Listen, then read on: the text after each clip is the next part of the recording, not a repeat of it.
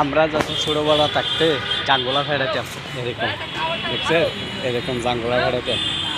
আজকে সেই ছোটোবেলার কথা আজকে মনে পড়লো আমার। এখানে আসি ছোটোবেলা থাকতে আমরা এখানে কতগুলি জাঙ্গুলা এখানে ধরছে, দেখছে প্রচুর জাঙ্গুলা, কিন্তু এবার মানুষ এরকম নাই, অনেক উপর গাছ এটা।